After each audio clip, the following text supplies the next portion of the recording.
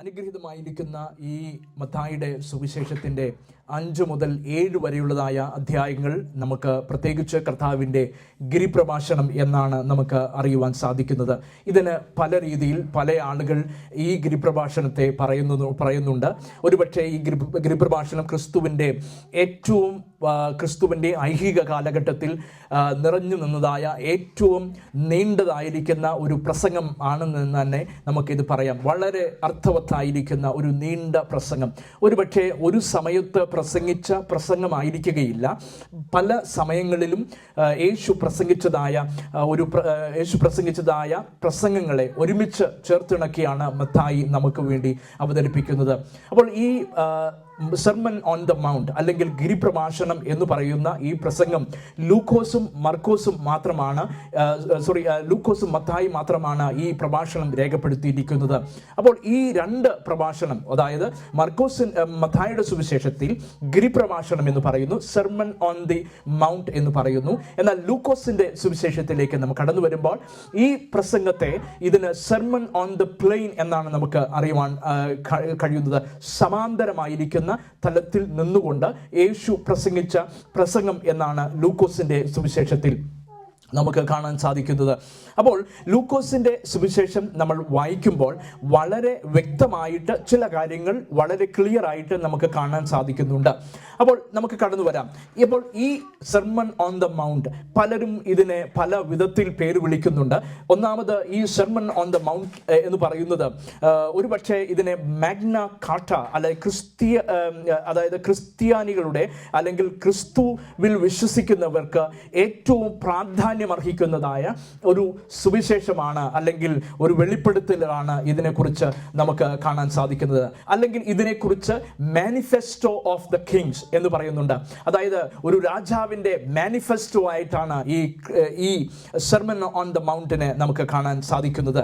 അപ്പോൾ sermon on the mount എന്ന് പറയുന്ന ഈ സുവിശേഷം ക്രിസ്തുവിൻ്റെ ദൈവരാജ്യത്തെക്കുറിച്ചുള്ളതായ പ്രസംഗം എന്തൊക്കെയാണ് ഇതിനകത്ത് പ്രതിപാദിച്ചിരിക്കുന്നത് എന്ന് നമുക്ക് ചിന്തിക്കേണ്ടത് വളരെ അനിവാര്യമാണ്.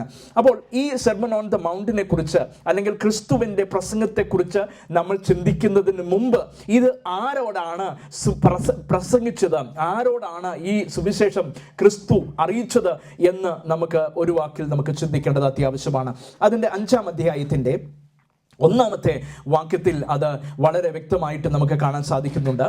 അവൻ പുരുഷാരത്തെ കണ്ടാറെ മലമേൽ കയറി അവൻ ഇരുന്ന ശേഷം ശിഷ്യന്മാർ അടുക്കൽ വന്ന് അവൻ തിരുവായി മൊഴിഞ്ഞ് അവരോട് ഉപദേശിച്ചത് എന്തെന്നാൽ. ആമേൻ. അപ്പോൾ ഇവിടെ നമുക്ക് കാണാൻ സാധിക്കുന്നത് ക്രിസ്തു മലമേൽ കയറി. അപ്പോൾ ഏത് മലയാണെന്ന് ഇവിടെ രേഖപ്പെടുത്തിയിട്ടില്ല. എങ്കിലും ഇത് ഒരുപക്ഷെ ഒലിവ് മലയിലായിരിക്കാം എന്ന് വേദപണ്ഡിതന്മാർ ഇതിനെക്കുറിച്ച് അവർ അനുമാനിക്കാറുണ്ട്. അപ്പോൾ കാരണം യേശു എല്ലാ സമയത്തും വിസിറ്റ് ചെയ്തിരിക്കുന്ന, കയറുന്ന ഒരു പ്രാർത്ഥിക്കുവാനും സമയം ചെലവഴിക്കുവാനും ഉപയോഗിക്കുന്ന അല്ലെങ്കിൽ കയറുന്നതായ ഒരു മലയാണ് ഒലിവമല. അപ്പോൾ ഇവിടെ ആയിരിക്കാം യേശു കയറിയത്. ഇത് നമുക്ക് പ്രത്യേകിച്ച് ലൂക്കോസിന്റെ സുവിശേഷത്തിൽ 6-ാം അധ്യായം നമുക്ക് വായിക്കുമ്പോൾ അവിടെ കാണാൻ സാധിക്കുന്നുണ്ട്. യേശു പ്രാർത്ഥിക്കുവാനായിട്ട് ഈ മലമേൽ കയറി. അപ്പോൾ യേശു പ്രാർത്ഥിക്കുവാനായിട്ട് മലമേൽ കയറിയതിനു ശേഷം ലൂക്കോസ് അവിടെ എഴുതിയിരിക്കുന്നത് മലമേൽ പ്രാർത്ഥിക്കുവാൻ കയറിയതിനു ശേഷം അവൻ 12 ശിഷ്യന്മാരെ തിരഞ്ഞെടുത്തു എന്ന് നമുക്ക് കാണാൻ സാധിക്കുന്നുണ്ട്. അപ്പോൾ പ്രാർത്ഥിച്ച് ശിഷ്യന്മാരെ തിരഞ്ഞെടുത്തതിന് ശേഷം യേശു ഉപദേശിക്കുന്നതായ ഉപദേശങ്ങളാണ്. അതുകൊണ്ട് ഇതിനെക്കുറിച്ച് ഒരു വേദപണ്ഡിതൻ പറഞ്ഞിരിക്കുന്നത് ഇത് ഒരുപക്ഷെ ഒരു ഗ്രാജുവേഷൻ സെർമൺ ആയിരിക്കാം, അല്ലെങ്കിൽ ഒരു ഓർഡിനേഷൻ സെർമൺ ആണ് എന്ന് തന്നെ പറയാറുണ്ട്. അപ്പോൾ ഇതിനെന്താണ് കാരണം? യേശു പ്രസംഗിച്ചത് പുരുഷാരത്തോടല്ല.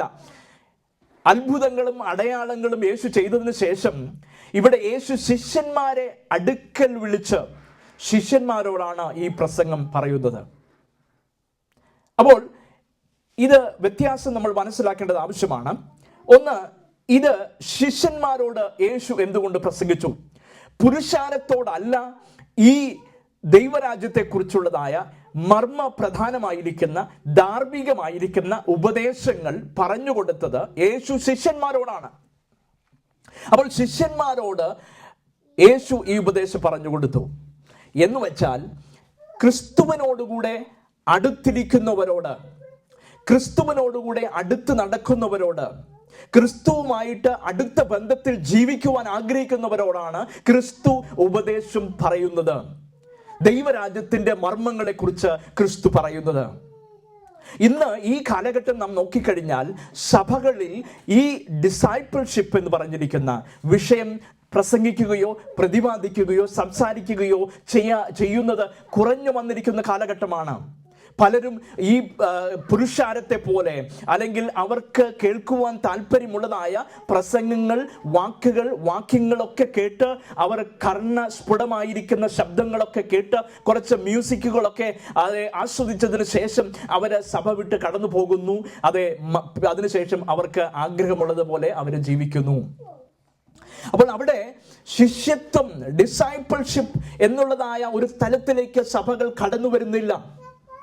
അപ്പോൾ ദൈവരാജ്യത്തെക്കുറിച്ചുള്ളതായ ഉപദേശങ്ങൾ, ദൈവരാജ്യത്തെക്കുറിച്ചുള്ളതായ മർമ്മങ്ങൾ യേശു പ്രസംഗിച്ചത് അത് ശിഷ്യന്മാരോടാണ്. അങ്ങനെയെങ്കിൽ നാം ക്രിസ്തുവിനെ സമയങ്ങളിൽ അനുഗമിക്കുന്നവരായിട്ടല്ല ദൈവം ആഗ്രഹിക്കുന്നത്. നമ്മെക്കുറിച്ച് ദൈവം ആഗ്രഹിക്കുന്നത് അവൻ്റെ ശിഷ്യന്മാരായി തീരുവാനാണ് ആഗ്രഹിക്കുന്നത്. Price the lord. അപ്പോൾ നമ്മൾ ശിഷ്യന്മാരായി തീരണമെന്ന് ക്രിസ്തു നമ്മളെക്കുറിച്ച് ആഗ്രഹിക്കുകയാണ്.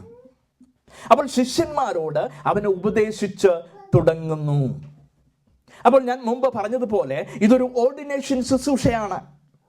അപ്പോൾ ഈ ഒരു ഓർഡിനേഷൻ എന്ന് വെച്ചാൽ ശിഷ്യന്മാരെ തിരഞ്ഞെടുത്തതിന് യേശു മലമേൽ കയറി പ്രാർത്ഥിക്കുവാൻ സമയം ചിലവഴിച്ചു. അങ്ങനെ പ്രാർത്ഥിക്കുവാൻ സമയം ചിലവഴിച്ചതിന് ശേഷം അവൻ ശിഷ്യന്മാരെ തിരഞ്ഞെടുക്കുന്നു. അങ്ങനെ ശിഷ്യന്മാരെ തിരഞ്ഞെടുത്തതിന് ശേഷം അവർക്ക് ആവശ്യമായിരിക്കുന്ന ഉപദേശം യേശു പറയുകയാണ്. സ്തോത്രം. ഇനി ആ ഉപദേശത്തിലേക്ക് നമുക്ക് കടന്നു വരാം. എന്താണ് ഈ ഉപദേശം യേശു പറഞ്ഞത്? അതിന്റെ 3-ാമത്തെ വാക്യത്തിൽ പറയുന്നു, ആത്മാവിൽ ദരിദ്രരായവർ ഭാഗ്യവാന്മാർ, സ്വർഗരാജ്യം അവർക്കുള്ളത്. ആത്മാവിൽ ദരിദ്രരായവർ ഭാഗ്യവാന്മാർ, സ്വർഗരാജ്യം അവർക്കുള്ളത്. അപ്പോൾ യേശു പ്രസംഗിച്ചത്, യേശുവിന്റെ പ്രസംഗം എന്ന് പറയുന്നത് സ്വർഗരാജ്യത്തെ കുറിച്ചാണ്, അല്ലെങ്കിൽ ദൈവരാജ്യത്തെ കുറിച്ചാണ്. അപ്പോൾ പ്രത്യേകിച്ച് ഇവിടെ മത്തായി യഹൂദന്മാർക്ക് വേണ്ടി ഈ സുവിശേഷം എഴുതിയത് കൊണ്ട് പലപ്പോഴും ഈ 2 വാക്കുകൾ നമുക്ക് സുവിശേഷങ്ങളിലുടനീളം നമുക്ക് കാണാൻ സാധിക്കുന്നു. മത്തായിയുടെ സുവിശേഷങ്ങളിൽ ഉടനീളം നമുക്ക് കാണാൻ സാധിക്കുന്നുണ്ട് ദൈവരാജ്യം അല്ലെങ്കിൽ സ്വർഗരാജ്യത്തെക്കുറിച്ച്. അപ്പോൾ ഈ ദൈവരാജ്യം അല്ലെങ്കിൽ സ്വർഗരാജ്യം എന്നുള്ളതായ ഈ 2 പദങ്ങൾ മത്തായിയുടെ സുവിശേഷത്തിൽ പലതവണ ആവർത്തിച്ച് പറയുന്നത് നമുക്ക് കാണാൻ സാധിക്കുന്നുണ്ട്. ചിലയിടങ്ങളിൽ ദൈവരാജ്യമെന്നും ചിലയിടങ്ങളിൽ സ്വർഗരാജ്യമെന്നും യേശു ഉപയോഗിച്ചത് നമുക്ക് കാണാൻ സാധിക്കുന്നുണ്ട്. അപ്പോൾ ഇവിടെ സ്വർഗരാജ്യം അല്ലെങ്കിൽ ദൈവരാജ്യം അല്ലെങ്കിൽ സ്വർഗരാജ്യം എന്ന് പറയുന്നത് ഒരുപക്ഷെ ഇത് പ്രസന്റ് ടെൻസിൽ നമുക്ക് കാണാൻ സാധിക്കും, അപ്പോൾ തന്നെ ഇത് ഫ്യൂച്ചർ ടെൻസിൽ കാണാൻ സാധിക്കും. എന്ന് വെച്ചാൽ സ്വർഗരാജ്യം നിങ്ങളുടെ ഇടയിലുണ്ട്. ഇനി സ്വർഗരാജ്യം വരുവാനിരിക്കുന്നതായ സ്വർഗരാജ്യത്തെക്കുറിച്ച്, ദൈവരാജ്യത്തെക്കുറിച്ച് ശിഷ്യന്മാരോട് പറയുകയാണ്. അപ്പോൾ യേശു പ്രസംഗിച്ചതായ യേശുവിന്റെ പ്രസംഗം എന്ന് പറയുന്നത് ഭൗമികമായിരിക്കുന്ന രാജ്യത്തെക്കുറിച്ചല്ല, ഭൗമികമായിരിക്കുന്ന ഒരു രാജ്യത്വ വാഴ്ചയെ കുറിച്ചല്ല യേശു പ്രസംഗിച്ചത്. യേശു പ്രസംഗിച്ചത് ആത്മീയമായിരിക്കുന്ന ഒരു രാജ്യത്തെക്കുറിച്ചാണ്, ആത്മീയമായിരിക്കുന്ന ഒരു കിങ്ഡത്തെ കുറിച്ചാണ് യേശു പ്രസംഗിച്ചത്. അപ്പോൾ ഈ പ്രസംഗം വളരെ പ്രസക്തമാണ്. അതുകൊണ്ടാണ് ശിഷ്യന്മാരിൽ പലരും യേശുവിന്റെ പ്രസംഗം തെറ്റിദ്ധരിച്ചവരുണ്ട്. കാരണം യേശുവിന്റെ പ്രസംഗം തെറ്റിദ്ധരിച്ച് യേശു ഒരു ഐഹികമായിരിക്കുന്ന രാജ്യം സ്ഥാപിക്കുവാൻ വന്ന ഒരു രാജാവാണ്, ഒരു മശിഹയാണെന്ന് ഈ ശിഷ്യന്മാർ അവനെക്കുറിച്ച് തെറ്റിദ്ധരിച്ചിട്ടുണ്ട്. അതുകൊണ്ടാണ് ഒരിക്കൽ യൂദാസ് യേശുവിനെ തള്ളിപ്പറഞ്ഞ് ഒറ്റിക്കൊടുത്ത് 30 വെള്ളിക്കാശിന് ഒറ്റിക്കൊടുക്കുവാൻ ഇടയായി തീർന്നതിന്റെ കാരണം യേശു ദൈവരാജ്യം പ്രസംഗിച്ചത് കൊണ്ടാണ്. യേശു ആത്മീയമായിരിക്കുന്ന ദൈവരാജ്യത്തെ കുറിച്ചാണ് പ്രസംഗിച്ചത് എന്ന് പിന്നീട് അവന് മനസ്സിലായി. അവൻ ആദ്യം വിചാരിച്ചു യേശു ഐഹികമായിരിക്കുന്ന ഒരു രാജ്യം സ്ഥാപിക്കുവാൻ കടന്നു വന്നവനാണ്, അതുകൊണ്ട് തനിക്കും ആ ഐഹികമായിരിക്കുന്ന രാജ്യത്തിൽ എന്തൊക്കെയോ അധികാരങ്ങൾ, എന്തൊക്കെയോ പദവികൾ ലഭിക്കുമെന്ന് യൂദാസ് ചിന്തിച്ചു. എന്നാൽ പിന്നീട് യേശുവിൻ്റെ പ്രസംഗം മുഴുവനും ആത്മീയമായിരിക്കുന്ന സ്വർഗരാജ്യത്തെക്കുറിച്ച്, ദൈവരാജ്യത്തെക്കുറിച്ച് ആണെന്ന് മനസ്സിലാക്കിയ യൂദാസ് യേശുവിനെ ഒറ്റുകൊടുപ്പാനിടയായി. അതുകൊണ്ടാണ് ഒരിക്കൽ സെബെദീപുത്രന്മാരുടെ അമ്മ യേശുവിൻ്റെ അടുക്കൽ വന്നിട്ട് പറഞ്ഞു, കർത്താവേ, നീ ദൈവരാജ്യത്തിൽ കടന്നു വരുമ്പോൾ, അല്ലെങ്കിൽ നീ മശിഹായായിട്ട് രാജാവായിട്ട് വാഴുമ്പോൾ എൻ്റെ 2 പുത്രന്മാരെ ഒരുവനെ ഇടത്തും ഒരുവനെ വലത്തും ഇരുത്തണമേ എന്ന് അപേക്ഷിച്ചു. കാരണം അവരുടെ ചിന്ത ദൈവരാജ്യം, സ്വർഗരാജ്യം എന്ന് പറയുന്നത് ഭൗമികമായിരിക്കുന്ന, ഐഹികമായിരിക്കുന്ന ഒരു രാജ്യത്തെക്കുറിച്ചാണ് എന്നാണ് അവർ ചിന്തിച്ചത്. അപ്പോൾ യേശു പ്രസംഗിച്ചത് ഐഹികമായിരിക്കുന്ന രാജ്യത്തെക്കുറിച്ചല്ല, സ്വർഗരാജ്യത്തെക്കുറിച്ചാണ്. അപ്പോൾ സ്വർഗരാജ്യത്തെക്കുറിച്ച് പ്രസംഗിച്ച യേശു ഇവിടെ പറയുകയാണ്, ആത്മാവിൽ ദരിദ്രരായവർ ഭാഗ്യവാന്മാർ. ഇവിടെ ഇത് ആത്മാവിൽ ദരിദ്രരായവർ ഭാഗ്യവാന്മാർ എന്ന് യേശു പറയുന്നു. അപ്പോൾ യേശു ഇവിടെ വളരെ വ്യക്തമാണ്, ഇത് യേശു ഭൗമികമായിരിക്കുന്ന ഒരു ദാരിദ്ര്യത്തെ കുറിച്ചല്ല യേശു ഇവിടെ പറയുന്നത്. ഐഹികമായിരിക്കുന്ന, ഭൗതികമായിരിക്കുന്ന ഒരു ദാരിദ്ര്യമല്ല യേശു ഇവിടെ പ്രസംഗിക്കുന്നത്. യേശു പ്രസംഗിച്ചതായ, അല്ലെങ്കിൽ യേശു പറഞ്ഞിരിക്കുന്ന ദാരിദ്ര്യം എന്ന് പറയുന്നത്, അവൻ ദൈവത്തെ പൂർണ്ണമായി സമർപ്പിക്കുന്ന, ദൈവത്തിൻ്റെ സന്നിധിയിൽ പൂർണ്ണമായി താഴ്മയോടുകൂടെ ദൈവത്തിൻ്റെ സന്നിധിയിൽ കടന്നു വരുന്ന ഒരു വ്യക്തിയെക്കുറിച്ചാണ്. അപ്പോൾ ഇതിൻ്റെ പല അർത്ഥങ്ങൾ ഞാൻ മനസ്സിലാക്കിയതിനനുസരിച്ച് നിങ്ങളുമായി പറയുവാൻ ഞാൻ ആഗ്രഹിക്കുകയാണ്. ഇതിനകത്ത് യേശു പറഞ്ഞിരിക്കുന്ന ഒരു വിധത്തിൽ ഈ ദാരിദ്ര്യം എന്ന് പറയുന്നത് സെൽഫ് അണ്ടർസ്റ്റാൻഡിംഗ് ആണ്. അപ്പോൾ ദാരിദ്ര്യം എന്ന് പറയുന്നത് തന്നെക്കുറിച്ച് മനസ്സിലാക്കുന്ന, തൻ്റെ ജീവിതത്തിലെ ദാരിദ്ര്യത്തെക്കുറിച്ച് എന്ന് വെച്ചാൽ ഭൗമികമായിരിക്കുന്ന ദാരിദ്ര്യമല്ല, താൻ ഒന്നുമല്ല എന്ന് മനസ്സിലാക്കുന്ന ഒരു സെൽഫ് അണ്ടർസ്റ്റാൻഡിംഗ് ആണ് ദാരിദ്ര്യം എന്ന് പറയുന്നത്. അപ്പോൾ ആത്മാവിൽ ദരിദ്രരായവർ എന്ന് പറയുമ്പോൾ ഒരുവൻ മനസ്സിലാക്കേണ്ട സത്യം എന്ന് പറയുന്നത്, ദൈവത്തിൻ്റെ മുമ്പാകെ, ദൈവത്തിൻ്റെ സന്നിധിയിൽ താൻ ഒന്നുമല്ല, താൻ പാപിയാണ് എന്ന് താൻ മനസ്സിലാക്കുന്ന ഒരു സെൽഫ് അണ്ടർസ്റ്റാൻഡിംഗ് ആണ്. എന്ന് വച്ചാൽ ദൈവത്തിൻ്റെ മുമ്പിൽ മനുഷ്യനെ നിൽക്കുവാൻ അവൻ്റെ കഴിവുകൾ കൊണ്ട്, അവൻ്റെ സ്വാധീനം കൊണ്ട്, അവൻ്റെ വിദ്യാഭ്യാസം കൊണ്ട്, അവൻ്റെ കുലമഹിമകൾ കൊണ്ട്, അവൻ്റെ ഭൗമികമായിരിക്കുന്ന യാതൊരു യോഗ്യതകൾ കൊണ്ട് ദൈവത്തിൻ്റെ മുമ്പിൽ നിൽക്കുവാൻ സാധിക്കുകയില്ല എന്ന് ഒരുവൻ മനസ്സിലാക്കുമ്പോഴാണ് അവൻ ദൈവരാജ്യത്തിന് അവകാശിയായി തീരുന്നത്. Price the lord.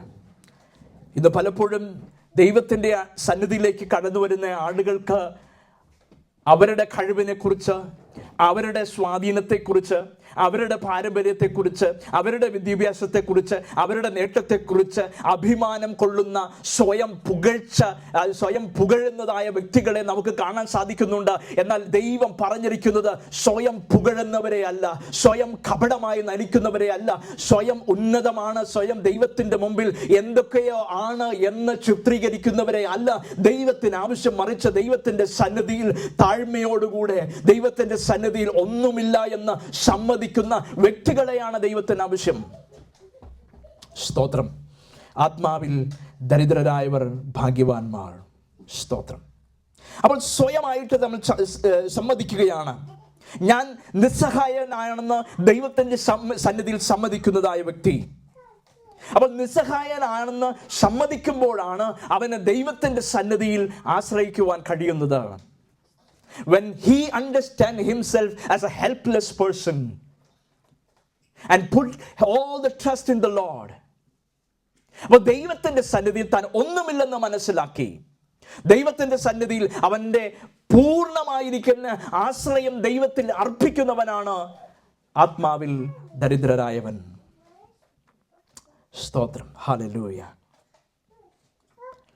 അപ്പോൾ ആത്മാവിൽ ദരിദ്രരായവർക്ക് വേണ്ടി, അല്ലെങ്കിൽ ദൈവത്തിൻ്റെ സന്നിധിയിൽ ഒന്നുമില്ല എന്ന് സമ്മതിക്കുന്നവർക്ക് വേണ്ടി ദൈവം ഇറങ്ങി വന്ന് അവർക്ക് വേണ്ടി അത്ഭുതങ്ങളെ പ്രവർത്തിക്കും. ആമേൻ. സ്തോത്രം. അപ്പോൾ ഇവിടെ ദരിദ്രനെ കുപ്പയിൽ നിന്ന് എഴുന്നേൽപ്പിക്കുന്നവൻ, ദരിദ്രനെ ഒന്നുമില്ലായ്മയുടെ അനുഭവത്തിലൂടെ കടന്നു പോകുന്നവരെ അതേ ഉന്നത തലത്തിലേക്ക് എത്തിക്കുന്നവരെയാണ് ദൈവം ആഗ്രഹിക്കുന്നത്. അത് താഴ്മ ധരിക്കുന്നവരെ, ദൈവത്തിന്റെ സന്നിധിയിൽ താണിരിക്കുന്നവരെ, അവന്റെ ബലമുള്ള കരത്തിൻ കീഴിൽ താണിരിക്കുന്നവരെ, ആത്മാവിൽ ദരിദ്രരായിരിക്കുന്നവരെ, നിസ്സഹായനാണെന്ന് സമ്മതിക്കുന്നവരെ അതേ ദൈവം ഉയർത്തുന്ന ഒരു ദിവസമുണ്ട്. ദൈവത്തിന്റെ സന്നിധിയിൽ ഇന്ന് പകലിൽ അതേ നീ താഴുന്ന വ്യക്തിയാണെങ്കിൽ, ദൈവമേ ഞാൻ ഒന്നുമില്ല, എൻ്റെ കഴിവുകളോ എൻ്റെ വിദ്യാഭ്യാസമോ എൻ്റെ യോഗ്യതകളോ ഒന്നുമില്ല എന്ന താഴ്മയോടുകൂടെ അവൻ്റെ സന്നിധിയിൽ സമർപ്പിക്കുന്ന വ്യക്തികളെ ദൈവം ഉയർത്തുന്ന ഒരു ദിവസമുണ്ട്. ലോകം നിന്നെ താഴ്ത്തിക്കളഞ്ഞാലും, ലോകം നിന്നെ ഒന്നുമില്ലെന്ന് എണ്ണിക്കളഞ്ഞാലും, ലോകത്തിന് മുമ്പാകെ നിന്നെ തുച്ഛമായിട്ട് മനുഷ്യൻ ചിത്രീകരിച്ചാലും, ലോകത്തിന്റെ മുമ്പിൽ നീ തലകുനിക്കേണ്ടി വന്ന വ്യക്തിയാണെങ്കിലും ഒരു സത്യം നീ ഓർക്കുക, ദൈവത്തിന്റെ സന്നിധിയിൽ താഴ്മയോടുകൂടെ കടന്നു വരുന്ന വ്യക്തിയാണെങ്കിൽ മറ്റുള്ളവരുടെ മുമ്പാകെ നിന്റെ തല ഉയർത്തുന്ന ഒരു ദൈവത്തെയാണ് നീ സേവിക്കുന്നത്. വിളിച്ച ദൈവം വിശ്വസ്തനാണ്. Hallelujah, praise the lord. അപ്പോൾ താഴ്മയോടുകൂടെ താഴ്മ ധരിക്കുന്ന വ്യക്തികളെ ദൈവം സ്നേഹിക്കുന്നു, ദൈവം അവരെ ഉയർത്തുന്നു. ഈ എളിയവൻ നിലവിളിച്ചു, യഹോവ കേട്ടു, അവൻ എൻ്റെ സകല കഷ്ടത്തിൽ നിന്നും എന്നെ വിടുവിച്ചു. അപ്പൊ നിലവിളിക്കുമ്പോൾ ഈ എളിയവൻ, ഈ ദരിദ്രനായിരിക്കുന്നവൻ, ഈ ദൈവത്തിന്റെ സന്നിധിയിൽ ഒന്നുമില്ല എന്ന് സമ്മതിക്കുന്നവൻ നിലവിളിക്കുമ്പോൾ ദൈവം കേൾക്കും. സ്തോത്രം. അപ്പോൾ ആ ദൈവത്തെയാണ് നാം സേവിക്കുന്നത്. Price the lord. അപ്പോൾ ഇനി രണ്ടാമത്തെ വാക്യം നമുക്ക് വായിക്കാം. നാലാമത്തെ വാക്യം, ദുഃഖിക്കുന്നവർ ഭാഗ്യവാന്മാർ, അവർക്ക് ആശ്വാസം ലഭിക്കും. ദുഃഖിക്കുന്നവർ ഭാഗ്യവാന്മാർ. ഞാൻ ഈ ഭാഗ്യവാന്മാർ എന്ന ഈ വാക്യങ്ങളിലൊക്കെ നമുക്ക് കാണാൻ സാധിക്കുന്നുണ്ട്. ഏകദേശം 9 പ്രാവശ്യം ഈ ഭാഗ്യവാന്മാർ എന്നുള്ളതായ പദം നമുക്ക് ഇവിടെ കാണുവാൻ സാധിക്കുന്നുണ്ട്. അതുകൊണ്ടാണ് ഇതിനെ ബിയാറ്റിറ്റ്യൂഡ് എന്ന് പറഞ്ഞിരിക്കുന്നത്. ധന്യമായിരിക്കുന്നതായ വാക്കുകൾ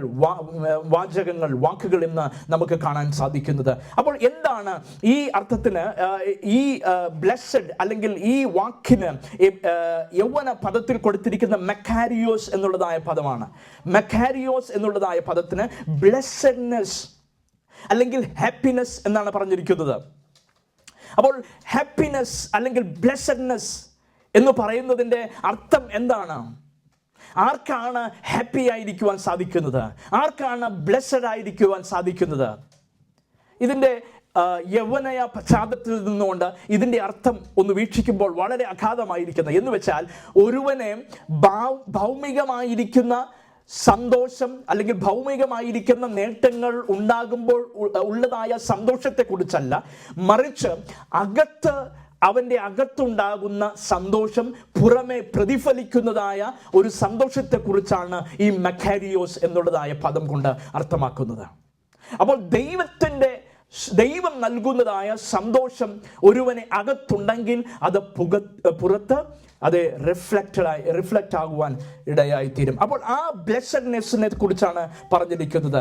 അപ്പോൾ അതുകൊണ്ടാണ് ഇവിടെ പറഞ്ഞിരിക്കുന്നത്, ദുഃഖിക്കുന്നവർ ഭാഗ്യവാന്മാർ, അവർക്ക് ആശ്വാസം ലഭിക്കും. അപ്പോൾ ദുഃഖിക്കുന്നവർ ഭാഗ്യവാന്മാർ, അവർക്ക് ആശ്വാസം ലഭിക്കും. Blessed are those who mourn, ദുഃഖിക്കുന്നതായ വ്യക്തികൾ. അപ്പോൾ ആദ്യത്തെ വാക്യം പറഞ്ഞിരിക്കുന്നത് ആത്മാവിൽ ദരിദ്രരായവർ ഭാഗ്യവാന്മാർ എന്ന് വെച്ചാൽ അതൊരു അവസ്ഥയാണ്, ഒരു വ്യക്തിയുടെ അവസ്ഥയാണ്. ഹെൽപ്ലെസ് ആയിരിക്കുന്ന, ദൈവത്തിന്റെ സന്നിധിയിൽ കടന്നു വരുമ്പോൾ അവൻ നിസ്സഹായനാണെന്ന് മനസ്സിലാക്കുന്ന ഒരു അവസ്ഥ. എന്നാൽ രണ്ടാമത്തെ അവസ്ഥ എന്ന് പറയുന്നത് blessed are those who mourn. അപ്പോൾ എന്ന് വെച്ചാൽ ആ അവസ്ഥകളെ, ദരിദ്രമായിരിക്കുന്ന, താൻ ഹെൽപ്ലെസ് ആണെന്നുള്ളതായ ആ അവസ്ഥ മനസ്സിലാക്കിക്കൊണ്ട് ദൈവത്തോട് പ്രതികരിക്കുന്നവരാണ്. അപ്പോൾ those who mourn എന്ന് പറയുന്നത് ദൈവത്തോട് പ്രതികരിക്കുന്നവർ. അപ്പോൾ തൻ്റെ അവസ്ഥകളെ ഓർത്തുകൊണ്ട്, ആത്മാവിൽ ദരിദ്രമായിരിക്കുന്ന അവസ്ഥ കൊണ്ട് ഹെൽപ്ലെസ് ആണെന്നുള്ളത് അവസ്ഥയിൽ മാത്രം നമ്മൾ ഒതുങ്ങി നിൽക്കരുത്. ദൈവത്തോട് നമ്മൾ എന്ത് ചെയ്യണം? നിലവിളിക്കണം, ദൈവത്തോട് പ്രതികരിക്കണം. അപ്പോൾ ദൈവത്തോട് എങ്ങനെയാണ് പ്രതികരിക്കുന്നത്? അപ്പോൾ ഈ മോൺ എന്നുള്ളതായി ദോസു മോൺ എന്നുള്ളതായ പദം കൊടുത്തിരിക്കുന്നത് ഒരുപക്ഷെ ഒരു വ്യക്തി അല്ലെങ്കിൽ അവൻ്റെ മരണം, നമുക്കറിയാം മരണമാണ് ഒരുവൻ്റെ ജീവിതത്തിൽ ഏറ്റവും വേദനിപ്പിക്കുന്ന ഒരു സാഹചര്യം എന്ന് പറയുന്നത്. ഏറ്റവും ദുഃഖത്തിൽ മനുഷ്യനെ കൊണ്ടുപോകുന്ന ഒരവസ്ഥയാണ് മരണം, അല്ലെങ്കിൽ അവൻ്റെ പ്രിയപ്പെട്ടവരുടെ വേർപാട് എന്ന് പറയുന്നത്. ആ സമയങ്ങളിലാണ് ആളുകൾ വാവിട്ട് കരയുന്നത്. അതിനാണ് മോൺ എന്ന് പറയുന്നത്. എന്നാൽ ഇവിടെ പറഞ്ഞിരിക്കുന്ന ദോസ് മോൺ എന്ന് പറഞ്ഞിരിക്കുന്ന അർത്ഥം എന്ന് പറയുന്നത് സ്വന്തം അവസ്ഥയെ കണ്ടുകൊണ്ട്. എന്താണ് സ്വന്തം അവസ്ഥ എന്ന് പറയുന്നത്? സ്വന്തം അവസ്ഥ എന്ന് പറയുന്നത് സ്വന്തം ജീവിതത്തിന്റെ പാപത്തെ കണ്ടുകൊണ്ട്, അവന്റെ തെറ്റിനെ കണ്ടുകൊണ്ട്, താൻ പാപിയാണെന്ന് ദൈവത്തിന്റെ സന്നിധിയിൽ മനസ്സിലാക്കുന്ന വ്യക്തി ദൈവത്തിന്റെ മുമ്പാകെ വാവിട്ട് കരയും. അവരാണ് ഭാഗ്യവാൻ എന്ന് പറയുന്നത്. എന്ന് വെച്ചാൽ സ്വന്തം തെറ്റിനെ ഓർത്ത് പശ്ചാത്തപിക്കുന്ന വ്യക്തി, സ്വന്തം തെറ്റിനെ ഓർത്ത് കരയുന്ന വ്യക്തി, സ്വന്തം കുറ്റങ്ങളെ ഓർത്ത് ദൈവത്തിന്റെ സന്നിധിയിൽ നെടുമ്പാട് വീണ് കരയുന്നതായ വ്യക്തി. ഒരു പരീശനെ പോലെയല്ല പരീശന്റെ പ്രാർത്ഥന ഇങ്ങനെയാണല്ലോ, ഇവനെ പോലെ അല്ലായക കൊണ്ട് ദൈവമേ ഞാൻ നിന്നെ സ്തുതിക്കുന്നു എന്ന് പറഞ്ഞ ആ പരീശന്റെ പ്രാർത്ഥനയല്ല. മറ്റുള്ളവനേക്കാൾ ഞാൻ ബെറ്ററാണ്, ഹോളിയർ ദാൻ ദൗ ആർട്ട് എന്നുള്ളതായ ഒരു ചിന്താഗതിയുള്ള വ്യക്തിയല്ല.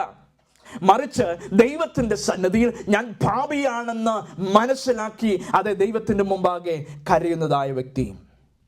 നമുക്കറിയാം യാക്കോബ് സ്വന്തം മകനെ ഓർത്ത് വിലപിച്ചതായ വിലാപത്തെക്കുറിച്ച് ഈ ഉൽപ്പത്തി പുസ്തകം 37:34 പറയുന്നു.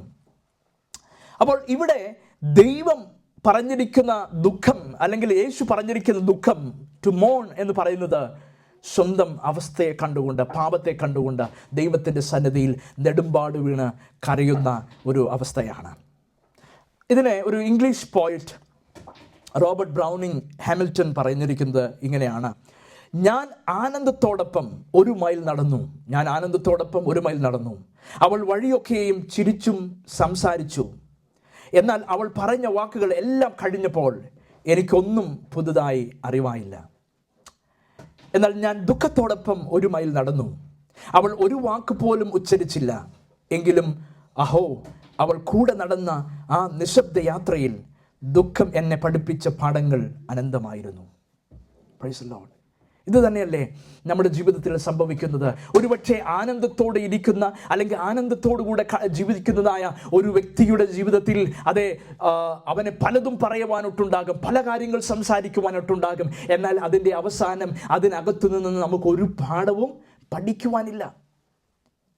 എന്നാൽ ദുഃഖത്തിൻ്റെ സമയങ്ങളിൽ, കഷ്ടതയുടെ സമയങ്ങളിൽ, പ്രതിസന്ധിയുടെ സമയങ്ങളിൽ ഒരുപക്ഷെ നാം നിശബ്ദതയുടെ അനുഭവത്തിലൂടെ കടന്നു പോകേണ്ടി വരും. ഒരുപക്ഷെ നമ്മോടുകൂടെ സംസാരിക്കുവാൻ ആരും ഉണ്ടാകുകയില്ല, നമ്മോടുകൂടെ ഇരിക്കുവാൻ ആരും ഉണ്ടാകുകയില്ല. ജീവിതം നിശബ്ദമായിരിക്കുന്ന അനുഭവത്തിലൂടെ കടന്നു പോകേണ്ടി വരുന്ന സമയം, ഒരുപക്ഷെ ദൈവശബ്ദം കേൾക്കുവാനില്ലാതിരിക്കുന്ന സമയം, നിശബ്ദമായിരിക്കുന്ന കാലഘട്ടം.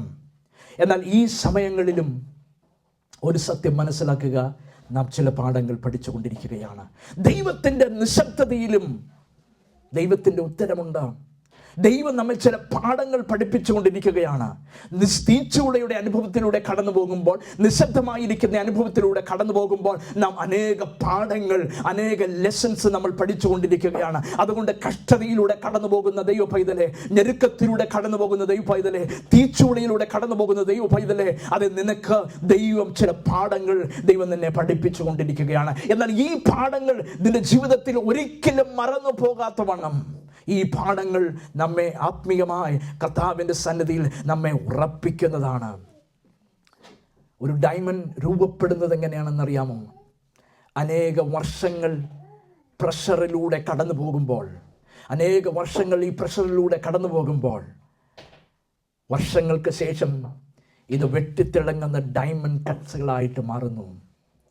ജീവിതത്തിൽ പ്രഷറിലൂടെ കടന്നു പോകുമ്പോൾ, നാം പ്രതിസന്ധിയിലൂടെ കടന്നു പോകുമ്പോൾ ഒരു സത്യം മനസ്സിലാക്കുക, നമ്മെ മനോഹരമായിരിക്കുന്ന ഡയമണ്ട്സുകളാക്കി ദൈവം തീർക്കുകയാണ്.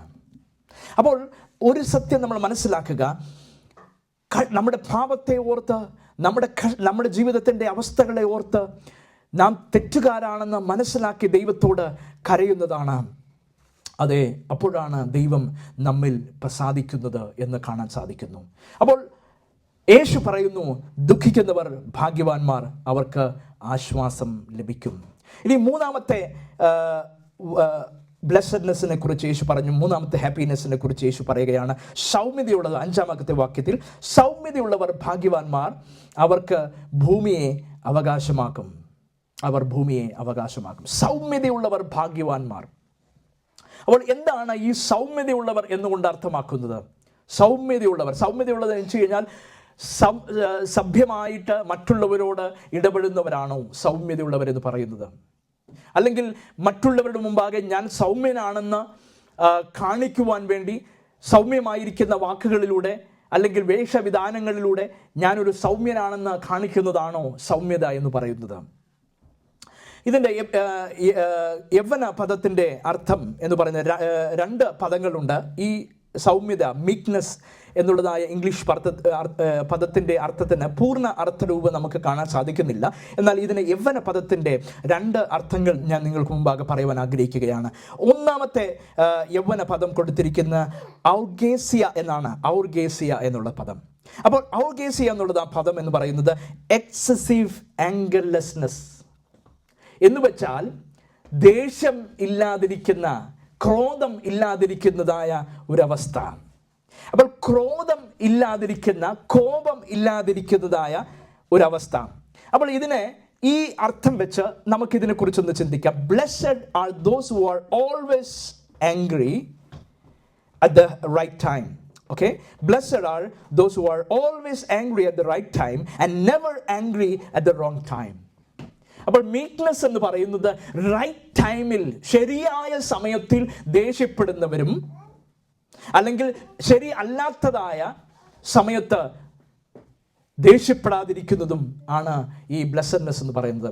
അത് angry at the right time and never angry at the wrong time എന്ന് വെച്ചാൽ ശരിയായ സമയങ്ങളിൽ ദേഷ്യപ്പെടുന്നതിന് കുഴപ്പമില്ല എന്നാണ് പറയുന്നത്. ശരിയായ സമയങ്ങളിൽ നമുക്കറിയാം, യേശു ദൈവാലയത്തിൻ്റെ അനീതി കണ്ട് അവൻ ദേഷ്യപ്പെട്ടു. ദൈവാലയത്തിൻ്റെ അനീതി കണ്ട് കോപാകുലനായി അവിടെയുള്ളതായ ആളുകളെയൊക്കെയും അവൻ ഓടിക്ക് ചാട്ടവാറ കൊണ്ട് അടിച്ച് അവിടെ നിന്ന് പുറത്താക്കുന്നത് നമുക്ക് കാണാൻ സാധിക്കുന്നത്. ശരിയായിരിക്കുന്നതായ ഒരു ദേഷ്യം, ശരിയായിരിക്കുന്ന ക്രോധം, ശൗര്യം.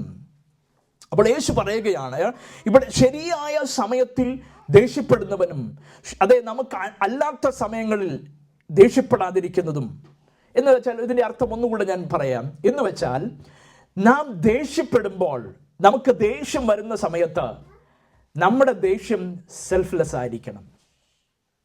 എന്ന് വെച്ചാൽ സ്വന്തം താല്പര്യങ്ങൾക്ക് വേണ്ടി, സ്വന്തം ആഗ്രഹങ്ങൾ നടക്കുവാൻ വേണ്ടി അത് സാധിക്കാതെ വരുമ്പോൾ ഉണ്ടാകുന്ന സ്വാർത്ഥമായ ആഗ്രഹത്തിന് പുറത്തുണ്ടാകുന്ന ദേഷ്യം, അത് അവിടെയാണ് പാപമായി തീരുന്നത്.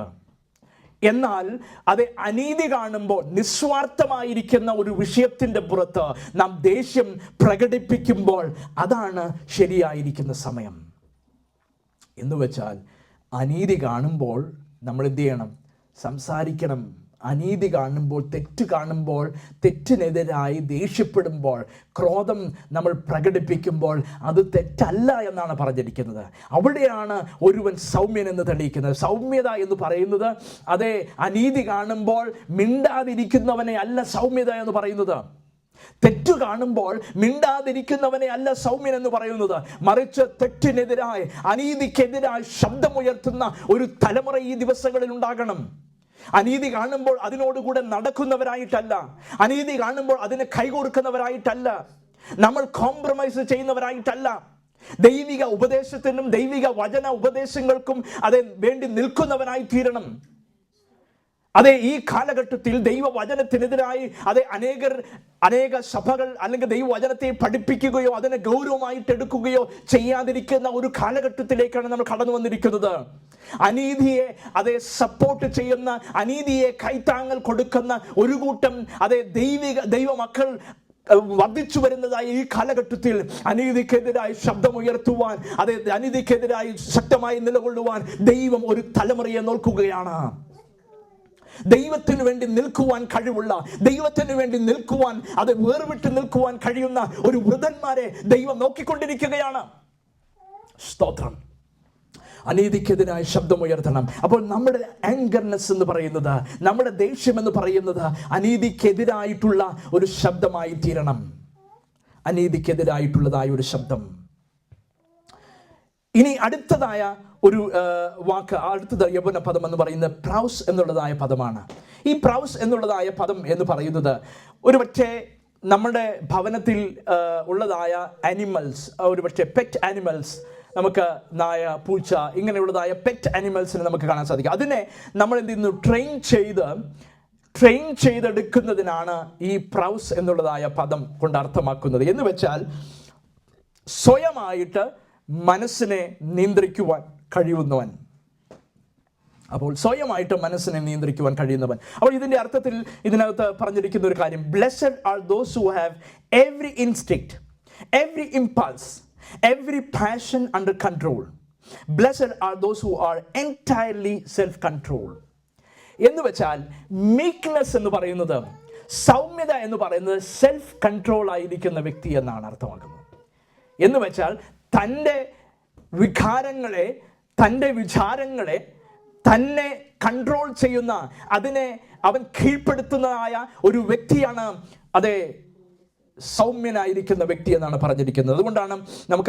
അതുകൊണ്ടാണ് സദൃശവാക്യത്തിന്റെ 16-ാം അധ്യായത്തിന്റെ 32-ാമത്തെ വാക്യത്തിൽ പറയുന്നു, മനസ്സിനെ നിയന്ത്രിക്കുന്നവൻ നഗരം പിടിച്ചെടുക്കുന്നവനേക്കാളും ശ്രേഷ്ഠനാണ്.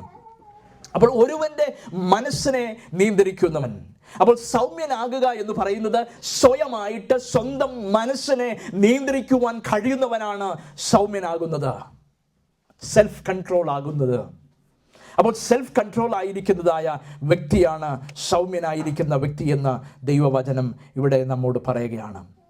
ഇനി സൗമ്യനായിരിക്കുന്ന വ്യക്തി, സ്വയമായിട്ട് നിയന്ത്രിക്കുവാൻ കഴിയുന്ന വ്യക്തി, ഇതിന്റെ അടുത്ത ഒരു അർത്ഥം കൂടെ നമുക്ക് ചിന്തിക്കാം. എന്ന് വെച്ചാൽ സൗമ്യത എന്ന് പറയുന്നത് ദൈവത്തിന്റെ സന്നിധിയിൽ താഴ്മ ധരിക്കുക എന്നുള്ളതാണ്. ഹ്യൂമിലിറ്റി. അപ്പോൾ ഇതിന്റെ ഒരു വാക്കുകൂടെ ഞാൻ പറയുവാൻ ആഗ്രഹിക്കുകയാണ്. Blessed are those who have the humility to know their ignorance. സ്വന്തം അല്ലെങ്കിൽ സ്വയം അജ്ഞതകളെ തിരിച്ചറിയുവാൻ കഴിയുന്ന വ്യക്തി, അതെ, സ്വന്തം ബലഹീനതകളെ തിരിച്ചറിയുവാൻ കഴിയുന്ന വ്യക്തി. അപ്പോൾ അവനെയാണ് സൗമ്യൻ എന്ന് വിളിക്കുന്നത്. അപ്പോൾ സൗമ്യൻ എന്ന് വിളിക്കുന്നത് ദേഷ്യമില്ലാതിരിക്കുന്ന വ്യക്തി, സ്വയം താഴ്മയുള്ളതായിരിക്കുന്ന വ്യക്തിയെക്കുറിച്ചാണ് സൗമ്യൻ എന്ന് പറയുന്നത്. അപ്പോൾ തന്നെ ദൈവത്തിൻ്റെ സന്നിധിയിൽ അനീതിക്ക് വേണ്ടി ശബ്ദമുയർത്തുന്നവൻ, ദൈവത്തിൻ്റെ സന്നിധിയിൽ അനീതിക്ക് വേണ്ടി ശബ്ദമുയർത്തുന്ന അവനാണ് സൗമ്യതൻ എന്ന് അയക്കുന്ന വ്യക്തി എന്ന് പറയുന്നത്. എൻ്റെ വാക്കുകളെ ഞാനിവിടെ ചുരുക്കുവാൻ ആഗ്രഹിക്കുകയാണ്. സ്തോത്രം. അപ്പോൾ ദൈവത്തിൻ്റെ സന്നിധിയിൽ നാം കടന്നു വന്നിരിക്കുമ്പോൾ ഒരു സത്യം നമ്മൾ മനസ്സിലാക്കണം. ദൈവരാജ്യം എന്ന് പറയുന്നത് ആത്മീകമാണ്. അപ്പോൾ ദൈവരാജ്യത്തിൻ്റെ ഗുണങ്ങളെക്കുറിച്ചാണ് ഇവിടെ ഈ മെക്കാരിയോസ്, ഈ ഹാപ്പിനെസ്, ബ്ലെസ്സഡ്നെസ്സിനെ കുറിച്ച് യേശു പറഞ്ഞിരിക്കുന്നത്. ഇന്ന് നമ്മൾ ചിന്തിച്ചതായ വിഷയം, അതെ, സ്തോത്രം, ആത്മാവിൽ ദരിദ്രരായിരിക്കുന്നവർ ഭാഗ്യവാന്മാർ. രണ്ടാമത്തെ ചിന്ത, ദുഃഖിക്കുന്നവർ ഭാഗ്യവാന്മാർ. മൂന്നാമത്തെ ചിന്ത, സൗമ്യതയുള്ളവർ ഭാഗ്യവാന്മാർ. ആത്മാവിൽ ദരിദ്രരായവർ ആരാണ്? അതെ, ഒന്നുമില്ല, ദൈവത്തിൻ്റെ സന്നിധിയിൽ ഒന്നുമില്ല എന്ന് സമ്മതിക്കുന്നതായ വ്യക്തി, നിസ്വാർത്ഥതമായിരിക്കുന്നതായ വ്യക്തിയാണ്. അതെ, ദുഃഖിക്കുന്നവർ ഭാഗ്യവാന്മാർ. സ്വന്തം പാപത്തെ ഓർത്ത്, സ്വന്തം തെറ്റുകളെ ഓർത്ത് ദൈവത്തിൻ്റെ സന്നിധിയിൽ വാവിട്ട് കരയുന്നവരെ. മൂന്നാമത് സൗമ്യതയുള്ളതായ വ്യക്തി, മീക്ക്നെസ്. സൗമ്യത എന്ന് പറയുന്നത് എന്താണ്? അതെ, ആംഗർലെസ്നെസ് എന്നാണ്. എന്ന് വെച്ചാൽ ദേഷ്യമില്ലാതിരിക്കുന്ന, ക്രോധമില്ലാതിരിക്കുന്ന വ്യക്തി. എന്ന് വെച്ചാൽ അനീതിക്ക് വേണ്ടി ശബ്ദമുയർത്തുന്നവൻ, ശരിയായ സമയത്തിൽ ദേഷ്യപ്പെടുന്നവനും ശരി അല്ലാത്ത സമയങ്ങളിൽ ദേഷ്യം പ്രകടിപ്പിക്കാതിരിക്കുന്നവനും, സ്വയമായിട്ട് നിയന്ത്രിക്കുവാൻ കഴിയുന്നവൻ, അതേ, ദൈവത്തിൻ്റെ സന്നിധിയിൽ താഴ്മ ധരിക്കുന്നവനായ വ്യക്തി. ഇന്ന് പകൽ